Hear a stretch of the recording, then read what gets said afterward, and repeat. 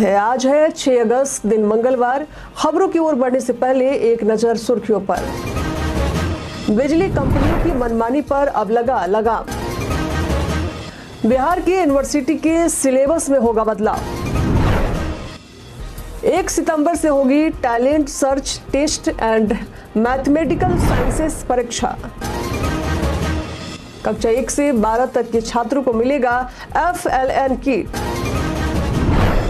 रोहित शर्मा बोले, कुछ भी हो जाए मैं नहीं बदलूंगा। सेंट्रल बैंक में निकली सुपरवाइजर की भर्ती। सेंट्रल बैंक ऑफ इंडिया में नौकरी तलाश कर रहे युवाओं के लिए एक अच्छी खबर है। बोर्ड की तरफ से BC सुपरवाइजर के पद के लिए भर्तियां निकाली गई हैं। इन पदों के लिए हाल ही में आवेदन की प्रक्रिया शुरू है। आवेदन करने की अंतिम तारीख 10 अगस्त है। इस भर्ती के लिए 2 तरह के कैंडिडेट्स आवेदन कर सकते हैं। एक सेवानिवृत्त बैंक कर्मचारी और दूसरा अन्य कैंडिडेट इसमें शामिल है। जो भी कैंडिडेट आवेदन करने के लिए योग्य हैं, वे सेंट्रल बैंक ऑफ इंडिया.co.in पर जाकर अप्लाई कर सकते हैं। बिजली कंपनियों की मनमानी पर अब लगा लगाम। पटना में बिजली कनेक्शन की प्रक्रिया को लेकर बड़ा बदलाव होने जा रहा है। बिहार विद्युत विनियामक आयोग ने बिजली कंपनियों को कनेक्शन देने में मनमानी या देरी की छूट नहीं देने का निर्णय लिया है। नए नियमों के तहत महानगरों में बिजली कनेक्शन 3 दिन और नगरपालिका क्षेत्रों में 7 दिन और ग्रामीण क्षेत्रों में 15 दिन के भीतर प्रदान किया जाएगा। अगर कंपनियां निर्धारित समय सीमा के भीतर कनेक्शन नहीं देती तो उन्हें प्रतिदिन 1000 रुपए का जुर्माना भरना होगा। आयोग ने इस पर आम लोगों और स्टेक होल्डर्स से 14 अगस्त तक आपत्ति और सुझाव मांगे हैं। इसके अलावा 21 अगस्त 2004 को जनसुनवाई का भी आयोजन किया जाएगा, जिसमें इच्छुक व्यक्ति, संस्थाएं या कंपनियां अपनी राय रख सकेंगी। इस प्रक्रिया के बाद आयोग अंतिम निर्णय सुनाएगा। बिहार के यूनिवर्सिटी के सिलेबस में होगा बदलाव। बिहार के विश्वविद्यालय के पाठ्यक्रम में महत्वपूर्ण बदलाव होने जा रहे हैं। शिक्षा विभाग ने पुराने पाठ्यक्रमों की समीक्षा कर उन्हें अपडेट करने की तैयारी शुरू कर दी है। इस प्रक्रिया के तहत एक उच्च स्तरीय समिति का गठन किया गया है, जो अगले 20 वर्षों में पढ़ाए जाने वाले विषयों की नई सूची तैयार करेगी।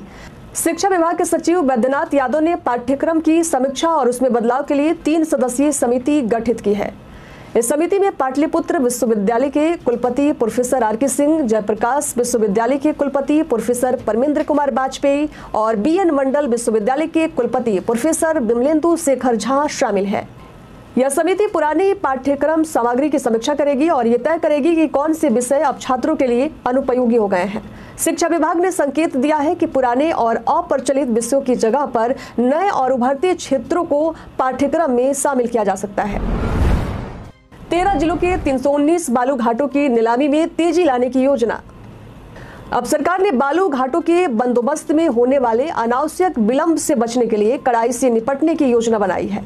खान एवं भूतत्व विभाग के सचिव धर्मेंद्र सिंह की अध्यक्षता में हाल ही में हुई बैठक में 13 जिलों के बंदोबस्त का आकलन किया गया है, जिसमें ये बात सामने आई है कि बंदोबस्त का काम काफी धीमी गति से आगे बढ़ रहा है।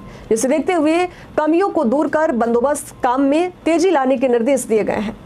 उन्होंने कहा कि CTE और CTO किस स्तर पर लंबित है, इस बारे में मुख्यालय के पास जानकारी रहने की स्थिति में संबंधित पदाधिकारियों को अलग से निर्देश जारी किए जा सकेंगे। साथ ही आवश्यकता पड़ने पर इनके खिलाफ दंडात्मक कार्रवाई भी की जा सकेगी। सचिव ने 13 जिलों के करीब 319 घाटों की नीलामी में तेजी लाने का निर्देश दिया है। इनमें सबसे ज्यादा 135 बालू घाट पटना जिले के अंतर्गत आते हैं। 1 सितंबर से होगी talent search test and mathematical sciences परीक्षा। बिहार विद्यालय परीक्षा समिति की ओर से कक्षा 6 से 12 के लिए talent search test and mathematical sciences की प्रतियोगिता परीक्षा 1 सितंबर को होगी। पहले यह परीक्षा 4 अगस्त को होनी थी। यह प्रतियोगिता परीक्षा 100 अंक के होंगे, जिसमें कुल 25 प्रश्न पूछे जाएंगे। इसमें किसी प्रकार के गलत उत्तर के लिए अंक नहीं काटे जाएंगे। प्रश्न पत्र हिंदी एवं अंग्रेजी दोनों माध्यम में होंगे। इसमें चयनित विद्यार्थियों को पुरस्कृत एवं प्रशिक्षण किया जाएगा। जिला शिक्षा पदाधिकारी संजय कुमार ने बताया कि इस प्रतियोगिता में शामिल होने वाले विद्यार्थी एडमिट कार्ड परीक्षा समिति की वेबसाइट या बिहार मैथमेटिकल सोसाइटी की वेबसाइट www.bmsbihar.org पर जाकर डाउनलोड कर सकते हैं। भारतीय ट्रेनों में सीटों के प्रकार और उनकी विशेषताएं समझें। क्या आप जानते हैं कि ट्रेनों की बोगियों में कितनी सीटें होती हैं और इनमें क्या अंतर होता है? भारतीय रेल में मुख्यतः 3 प्रकार की बोगियां होती हैं, AC, स्लीपर और जनरल। प्रत्येक बोगी की सीटों की संख्या और व्यवस्था अलग अलग होती है। एसी बोगी यह सबसे सुविधाजनक क्लास है जहां एक कोच में 18 से 24 सीटें होती हैं। इन सीटों को कंफर्टेबल बनाया गया है। सेकंड एसी बोगी में 46 से 54 बर्थ होते हैं जो 2 स्तरों में बांटी जाती है, निचला बर्थ और ऊपरी बर्थ। प्रत्येक में प्राइवेसी के लिए पर्दे लगाए होते हैं। वही थर्ड एसी के कोच में 64 से 72 बर्थ होती हैं। यहाँ बर्थ 3 स्तरों में होती है, निचला, मध्यम और ऊपरी। यहाँ पर्दों के बजाय केवल छोटे विभाजन होते हैं। स्लीपर क्लास यह भारतीय रेल की सबसे लोकप्रिय क्लास है। स्लीपर क्लास कोच में 72 बर्थ होती हैं जो 3 स्तर की होती हैं। जनरल बोगी यह अनारक्षित कोच होता है जहां यात्री बिना आरक्षण के यात्रा कर सकते हैं। एक कोच में औसतन 90 से 100 सीटें होती हैं। चेयर कार कोच विशेषकर दिन की ट्रेनों के लिए चेयर कार कोच में 78 से 108 सीटें होती हैं। भारतीय रेल की बोगियों में सीटों की संख्या और व्यवस्था यात्रियों की सुविधा और यात्रा के प्रकार के अनुसार तय की जाती है। ककोलत जलप्रपात खुलने से पर्यटकों में खुशी की लहर। नवादा जिले के गोविंदपुर प्रखंड में स्थित ककोलत जलप्रपात इस सप्ताह सैलानियों की भीड़ से गुलजार रहा। ककोलत जलप्रपात पर सैकड़ों की संख्या में सैलानी पहुंचे जिन्होंने जलप्रपात के ठंडे और ताजगी भरे जल में स्नान किया और उसकी निखारी हुई सुंदरता का आनंद लिया। बहुत दिनों बाद जलप्रपात के खुलने से पर्यटकों में खुशी की लहर देखी जा रही है। पहले ककोलत जलप्रपात के बंद होने के कारण लोगों को मायूस होकर लौटना पड़ता था, लेकिन अब खुल जाने से उनका उत्साह दोगुना हो गया है। अगर आप घूमने जाते हैं तो टिकट काउंटर पर 20 रुपए का शुल्क देना पड़ता है। वहीं सुरक्षा के दृष्टिकोण से ककोलत जलप्रपात प्रत्येक बुधवार को बंद रहेगा और टिकट काउंटर सुबह 7 बजे से संध्या 4 बजे तक खुला रहेगा। कक्षा 1 से 12 तक के छात्रों को मिलेगा FLN किट। शिक्षा विभाग के एसीएस सिद्धार्थ ने बड़ा फैसला लिया है जिसके अनुसार कक्षा 1 से 12 तक के बच्चों को LEP या FLN किट दिया जाएगा। शिक्षा विभाग के निर्देश पर सभी सरकारी विद्यालय में कक्षा 1 से 3 और कक्षा 4 एवं 5 में अध्ययनरत छात्र छात्राओं को FLN किट उपलब्ध कराया जा रहा है। शिक्षा विभाग के एसीएस ने सरकारी बच्चों के बीच बैग समेत FLN किट का वितरण किया जा रहा है।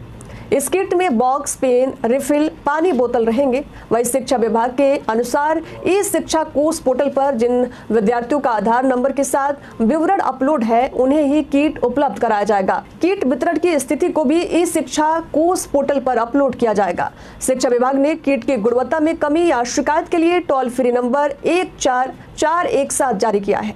इसके अलावा 1800345417 पर शिकायत किया जा सकता है। तेज तर्रार आईपीएस अधिकारी काम्या मिश्रा ने दिया इस्तीफा। तेज तर्रार आईपीएस अधिकारी और दरभंगा ग्रामीण की एसपी काम्या मिश्रा ने नौकरी से इस्तीफा दे दिया है। काम्या मिश्रा ने निजी कारणों से इस्तीफा दिया है। इस्तीफे की कॉपी उन्होंने पुलिस हेडक्वार्टर को भेजी है। काम्या मिश्रा लेडी सिंघम के नाम से मशहूर हैं। वे मूल रूप से उड़ीसा की रहने वाली हैं। वे महज 22 साल की उम्र में आईपीएस अधिकारी बन गई थी। साल 2019 में उन्होंने इस परीक्षा में 172वीं रैंक हासिल की और इंडियन पुलिस सर्विस आईपीएस के लिए उनका चयन हुआ। शुरुआत में उन्हें हिमाचल कैडर मिला था, लेकिन फिर उन्होंने अपना ट्रांसफर बिहार कैडर में ले लिया। बिहार में शिक्षकों की बल्ले बल्ले। शिक्षा विभाग के पूर्व एसीएस के पाठक के फैसले को वर्तमान एसीएस डॉक्टर एस सिद्धार्थ ने पूरी तरह पलट दिया है। स्कूलों में जिन छुट्टियों को के पाठक ने रद्द कर दिया था उन छुट्टियों को एस सिद्धार्थ ने फिर से बहाल कर दिया है। बिहार सरकार के शिक्षा विभाग की ओर से इसके लिए आदेश जारी कर दिया गया है। इसके मुताबिक राज्य के सामान्य उर्दू विद्यालय के प्रारंभिक माध्यमिक और उच्च माध्यमिक विद्यालय में वर्ष 2020 से 2024 के लिए अवकाश तालिका निर्धारित किया गया है, जिसमें शिक्षा विभाग ने आंशिक रूप से संशोधन किया है। शिक्षा विभाग के आदेश के मुताबिक सावन के अंतिम दिन, रक्षाबंधन को 1 दिन, हरतालिका व्रत यानी तीज को लेकर 2 दिन, अनंत चतुर्दशी को 1 दिन, जितिया पर्व को लेकर 1 दिन और गुरु नानक जयंती को भी छुट्टी घोषित की गई है। पितृपक्ष मेले को मिलेगी अंतर्राष्ट्रीय मेले की मान्यता। केंद्र की ओर से बिहार को अच्छी खबर मिलने वाली है। केंद्रीय मंत्री जीतन राम मांझी ने इसका खुलासा किया है।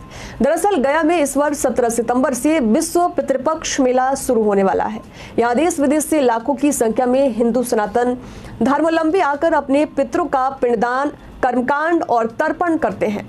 यही कारण है कि 15 दिनों तक चलने वाले पितृपक्ष मेला के दौरान 10 से 12 लाख तीर्थयात्री यहाँ पहुंचते हैं। अब जीतन राम मांझी ने कहा है कि इस मेले को अंतर्राष्ट्रीय घोषित किया जा सकता है।